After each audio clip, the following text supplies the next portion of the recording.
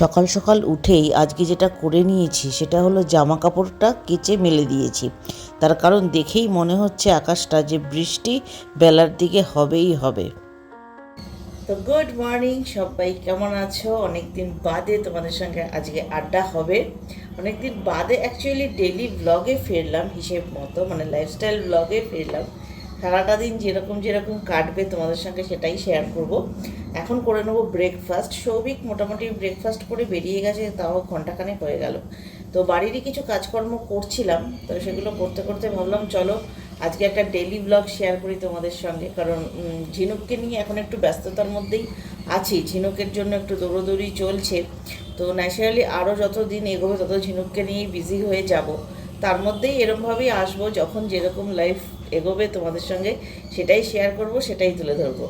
তো এখন ব্রেকফাস্টে করে নেবো কি দেখাচ্ছি তোমাদের। আমাদের ফেভারিট এই যে এই প্যাকেটটা খোলা, তার কারণ একটু আগে সৌভিককে করে দিয়েছি। এখন আমার আর ঝিনুকের টিফিন হবে।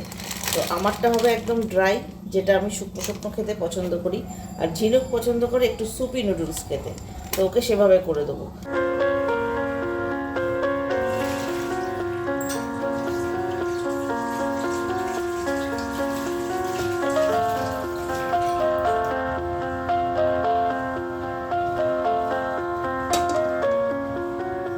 ঝিনুককে ম্যাগি বানিয়ে দিয়ে দিলাম, কারণ ও আবার পড়তে বসে যাবে, অনলাইনে ক্লাস করবে। এবার আমি আমারটা ড্রাই করে নেব। তো আজকের ভিডিওতে তোমাদের সঙ্গে শেয়ার করব আমার পেছন দিকের আমার কিচেন ক্যাবিনেটটা দেখে তোমরা বুঝতেই পারছো কালারটা একটু চেঞ্জ হয়েছে। তো সেটা কি করে হলো সে বিষয়ে তোমাদেরকে আজকে ডিটেলসে বলবো। তার কারণ পুরী যাওয়ার আগে আমি কিছু ওয়ালপেপার পারচেস করেছিলাম ফ্লিপকার্ট থেকে। তখন তোমরা বলেছিলে যে আমি এটা কিভাবে আমার বাড়িতে কাজে লাগাই সেটা যেন তোমাদের সঙ্গে শেয়ার করি। তো আজকের ভিডিওতে সেটা অবশ্যই তোমাদের সঙ্গে শেয়ার করব। তার আগে একটু ব্রেকফাস্টটা বানিয়ে নিই। আর ব্রেকফাস্ট বানাতেই তোমাদের আমি দেখাচ্ছি। কিন্তু একটা মজার বিষয় তোমাদেরকে বলবো যে কিছুদিন আগে আমি পেপারে দেখছিলাম যে ব্যাঙ্গালোরে খুব জলের সমস্যা।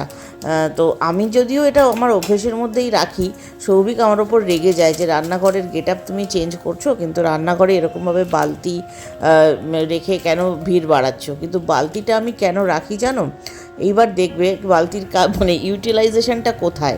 রান্নাঘরে যে ফিল্টারটা থেকে আমার যে এক্সট্রা যে জলটা বেরোয়, যেই জলটা আর কি ফেলে দিয়ে নষ্ট না করে এই জলগুলো আমি স্টোর করি, তাতে করে আমার জামা কাপড় কাচার কাজে লেগে যায়। এটা কিন্তু তোমরাও করতে পারো, হয়তো অনেকেই করো, তবুও আমি যেটা করি তোমাদের বলে দিলাম। এবারে আসি আমার রান্নাঘরের ক্যাবিনেটগুলোর ব্যাপারে। তো আমার রান্নাঘরের যেখানে সিলিন্ডারটা থাকে সেটা কিন্তু এতদিন কভার করা ছিল না, তো সেই জায়গাটা আমি কভার করলাম। আর এই আমি সাইডে তোমাদের দেখিয়ে দিচ্ছি যে মিস্ত্রি দাদাকে দিয়ে আমি জাস্ট প্লাইয়ের কাজ করিয়েছি, এবং মানে কাঠের মিস্ত্রিকে দিয়ে প্লাইয়ের ওপরে কিন্তু আমি ডাইরেক্ট এই ওয়ালপেপারটা মানে মানে করে নিয়েছি, ওয়ালপেপারটা লাগিয়ে নিয়েছি। ইনফ্যাক্ট ওয়ালপেপারটার মধ্যে যদিও আঠা ছিল, তবুও আমি ফেভিকল দিয়ে এটাকে পেস্টিং করিয়েছি, ঠিক যেভাবে প্লাইয়ের ওপর সানমাইকা পেস্টিং হয়। তো এটা তোমাদের সঙ্গে শেয়ার করার ছিল। আর এটাতে লুকসটা কেমন এসছে রান্নাঘরের অবশ্যই কমেন্ট সেকশনে তোমরা জানিও। তবে হ্যাঁ, একটা বিষয় তোমাদের জানিয়ে রাখি, যেহেতু পুরোটাই ফোমের, তো সেহেতু এটা কিন্তু খুব মানে সাবধানে ব্যবহার করতে হবে। কোনো রকম ছুরি কাঁচির যদি কোনো রকমভাবে আঘাত লাগে এই ফোমটার ওপর, তখন কিন্তু সেটা কেটে যাওয়ার চান্স থাকবে। তো দেখা যাক আমি কতদিন এটাকে চালাতে পারি, এটা আমার কাছে একটা বিগ চ্যালেঞ্জ। তবে আমার এটার লুকসটা ভীষণ ভালো লেগেছে, একটা ভীষণ সফি লুক ক্রিয়েট হয়েছে রান্নাঘরে, সেই জন্যই আমি ব্যবহার করেছি। তো তোমাদের সাথে কথা বলতে বলতে চলে এলো একটা পার্সেল। তো পার্সেলটা দেখো প্রায়োরিটি লেখা আছে, তার কারণ এটা আমি দুবার অর্ডার করেছিলাম, দুবার ওরা বলছিল স্টক শেষ হয়ে গেছে, স্টক এলে আবার পাঠাবে। তো দেখা যাক যেটা চেয়েছি সেই জিনিসটা ঠিকঠাকভাবে এলো কি না। এখন এটাই একটা অনলাইনে টেনশন হয়ে যায়। তবে ফ্লিপকার্ট সাধারণত ঠিকঠাকই দেয়। হ্যাঁ, জিনিসটা ঠিকঠাকই এসছে মনে হচ্ছে। এটা একটা উডেন শেলফ, যেটা এরকম দড়ি দিয়ে ডেকোরেট করা আছে। দেখাচ্ছি তোমাদের বিষয়টা, আর এটা কোথাকার জন্য আনিয়েছি সেটাও দেখাচ্ছি।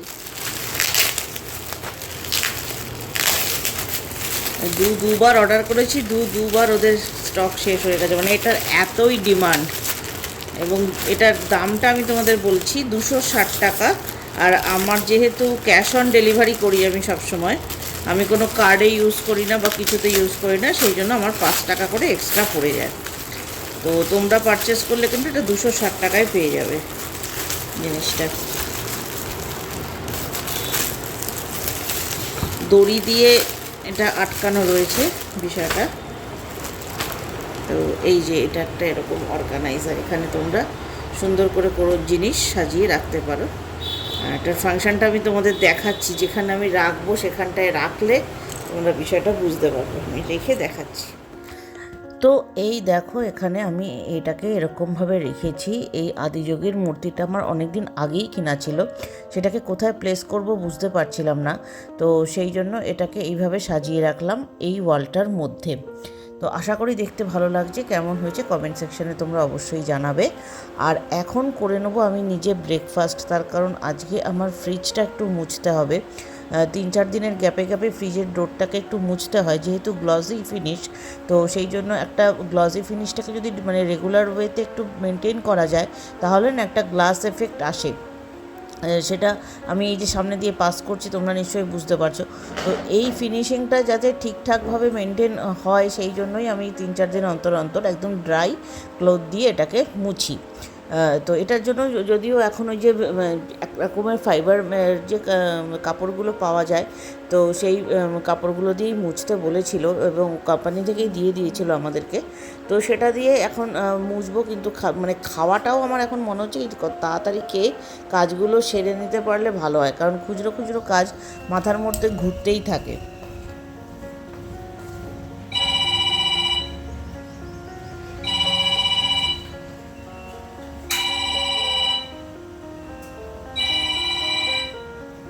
হ্যালো, না এখানে এখন বৃষ্টি নেই।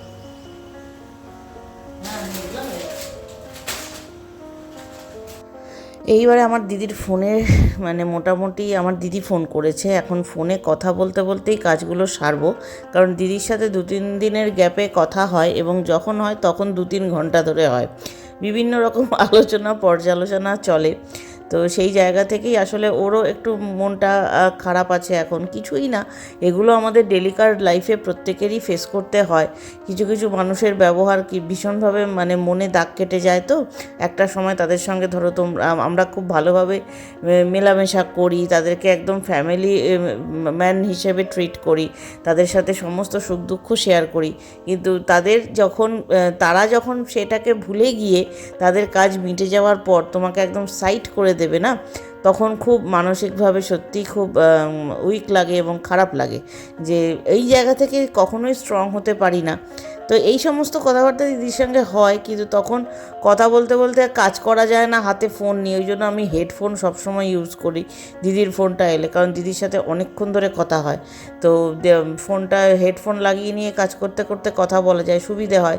আর আমার কিছু কিছু আউটফিটগুলোর মধ্যে আমি পকেট সিস্টেম করে নিই, তাহলে ফোনটাও রেখে আরামসে কথা বলা যায়। যাই হোক, ফ্রিজগুলো তাড়াতাড়ি করে মুছে নিয়ে রান্নাঘরে ঢুকতে হবে, আর দিদির সঙ্গে তো বকবক করা চলবেই। আমি তাই দিদিকে বলছিলাম যে এগুলো নিয়ে বেশি চিন্তাভাবনা না করতে, কারণ এগুলো নিয়ে আমরা যত ভাববো তত আমাদের যে প্রসপেক্টস, আমাদের প্রোগ্রেসের মধ্যে কিন্তু সেটা ভীষণভাবে মানে হ্যাম্পার করে। আমি দেখেছি, আমার এক এক সময় মনে হয় যে এই মানুষটা এতদিন আমার সাথে এত ভালো ব্যবহার করেছে, হঠাৎ করে সে এরকম সাইড হয়ে গেল, সে কথা বলছে না, সে একটু ইগনোর করছে, সে অ্যাভয়েড করছে। এই জিনিসগুলো এক এক সময় তো খারাপ লাগে।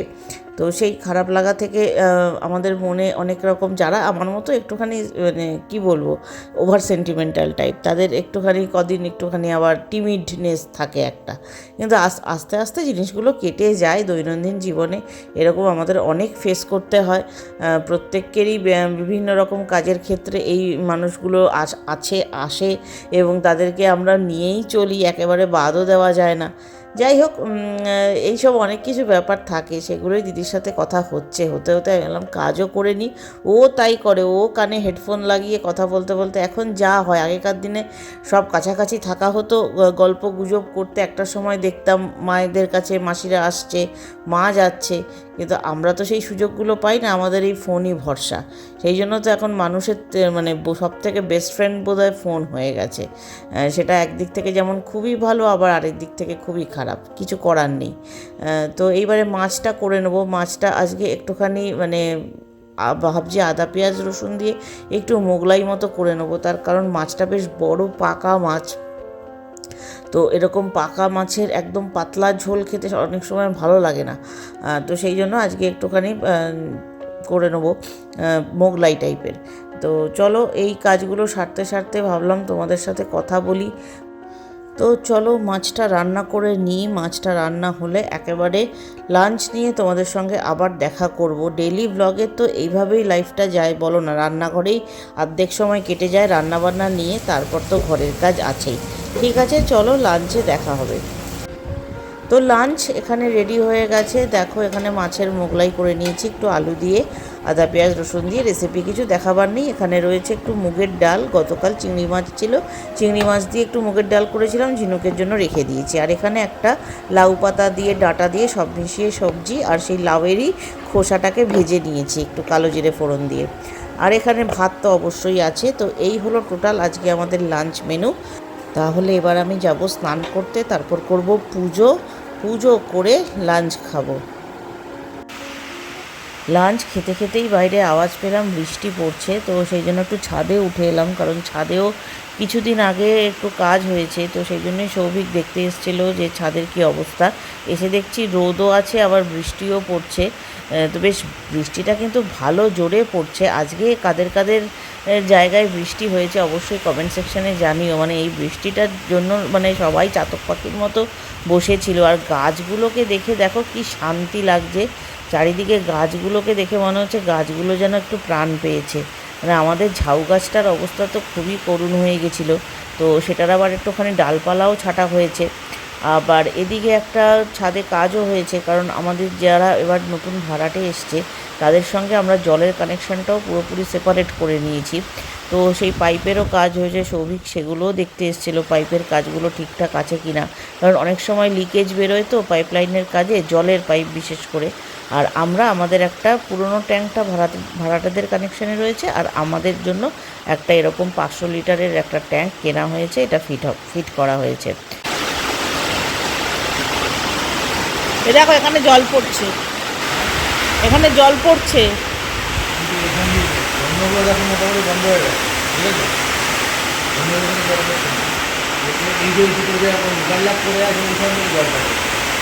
হ্যাঁ এমনি একটা যেগুলো লাগানো হয়েছে আঠাগুলো, হ্যাঁ ওগুলো কিন্তু কাজ হয়েছে না। অন্য জায়গায় কোনো জল নেই, ওগুলো পুরনো স্টক। ওইটা করতে হচ্ছে ওভারল্যাপ করে দিয়েছে। আর এইগুলো তো বাইরের সাইড থেকে আসছে ছাট, এগুলো তো ছাটের জল।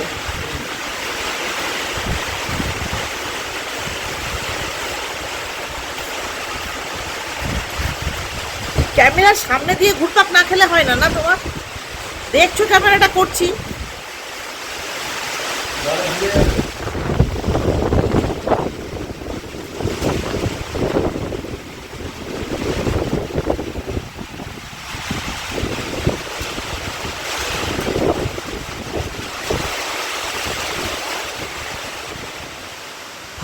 ফালতু কারণে সৌভিকের সঙ্গে আমার ঝামেলা লাগে, যেসব কারণগুলোর খুব একটা মানে অদরকারি কারণ যাকে বলে। ও দেখছে ক্যামেরা করছি, সেই সামনে দিয়ে ঘুরপাক খাচ্ছে, এই জন্য ওকে পেছনে পাঠিয়ে দিয়েছি। আর যা সাউন্ড হচ্ছে টিনের চালে বৃষ্টি পড়ার, আমি কোনো কথা বললে তোমরা ভালো করে শুনতেও পাবে না। সেই জন্য ভয়েস ওভারে আবার চলে এলাম। আজকে ঝিনুককে ডেকেছিলাম যে একবার ছাদে ওঠ, কারণ ছাদে এই কাজগুলো হওয়ার পর ঝিনুক একবারও ছাদে আসেনি। তো যাই হোক, ভিডিওটা আজকে আর খুব একটা লম্বা করার মতো কিছু নেই। সারাটা দিন মানে দুপুর অবধি তো দেখিয়েই দিলাম তোমাদের যেভাবে আমার কাটলো, রান্না বান্না খাওয়া দাওয়া ডেইলি লাইফের যা হয় আর কি।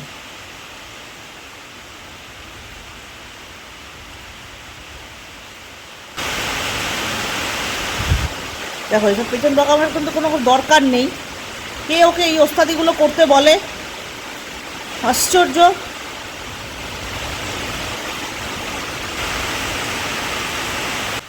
যা গরম পড়েছিল তাতে করে গাছগুলোর দিকে না তাকানো যাচ্ছিল না। এমনিতে কি বলো তো, ট্যাঙ্কের জল দিলে আমি দেখেছি ঠিক আছে, সে তো জল দিতেই হবে, সব গাছই ঠিক আছে, কিন্তু বৃষ্টির জলের একটা আলাদাই ব্যাপার। বৃষ্টির জল পেলে না গাছের যে গ্রিন ভাবটা, সবুজ ভাবটা, যেন একটা তরতাজা লুক আসে। আর এই যে নিয়ে এতদিন বাদে ছাদে এসছেন। তো চলো আজকের ভিডিওটা এখানেই শেষ করে দিচ্ছি। নেক্সট ভিডিও নিয়ে তোমাদের সঙ্গে আবার আগামীকাল দেখা হবে। সবাই ভালো থেকো, সুস্থ থেকো। আপাতত সবাই বৃষ্টি এনজয় করো।